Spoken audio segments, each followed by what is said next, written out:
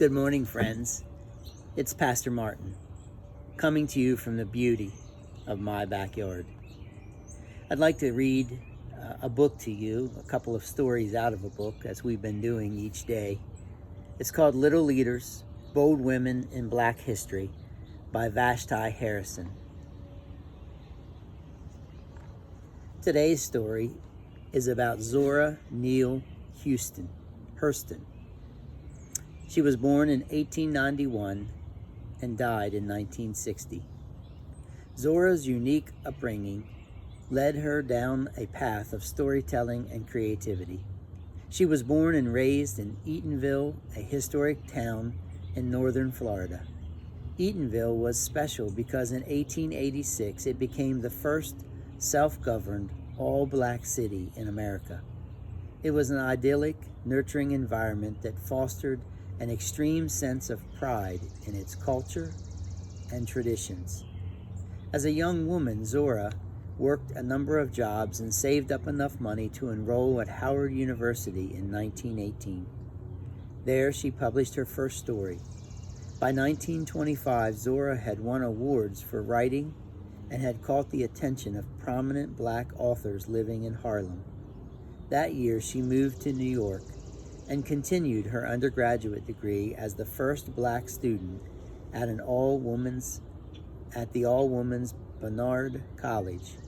She worked alongside famous creatives including Langston Hughes, Countee Cullen, and Elaine Locke, who were involved in the black artistic movement known as the Harlem Renaissance. They were called the New Negroes. Zara was celebrated as a writer who personified the movement and was given the nickname Queen of the Renaissance. Zara recognized the need to record African American stories, and she celebrated them long before others realized how important they would be. Her famous works include her masterpiece, Their Eyes Were Watching God, a novel inspired by her Eatonville past. In Mules and Men, her published collection of stories from North Florida, she tracked and recorded the tales that built up the rich culture of the African American South. Tell My Horse was the result of years of research and study of folklore and religion in Jamaica and Haiti. Upon her passing, the famous writer Alice Walker called her a genius of the South.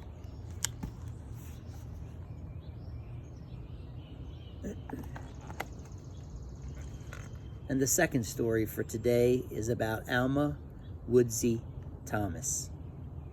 Born in Columbus, Georgia, Alma grew up in a home surrounded by lush landscapes and beautiful plants. In her youth, Alma showed promise in architecture, but was truly in love with art. She said that when she walked into her first classroom in high school, it felt like entering heaven. She enjoyed working with children and pursued a career in teaching kindergarten. She taught arts and crafts for several years before attending Howard University. She was the first student in Howard's brand new art department, whose founder encouraged her to paint full-time. Upon graduation, though, she returned to her first love, education. She devoted her life to children, teaching at Shaw Junior High School for 35 years.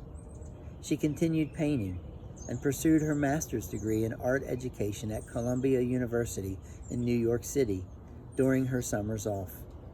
She was most often associated with a group of artists belonging to the color field movement, painters who worked only with large shapes or fields of color to express themselves. When she retired from teaching in 1960, Alma concentrated on painting full-time. She had a big art show at Howard University for which she created something totally different from anything she had ever done before.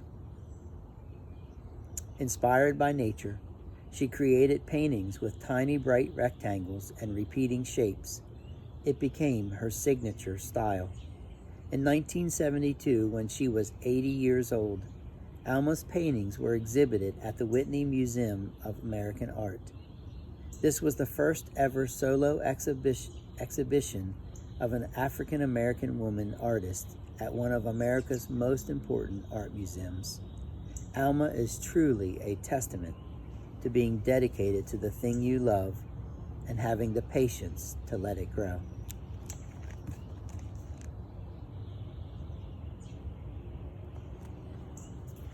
I hope you've learned something about these important women in the history of our country. Have a great day, friends.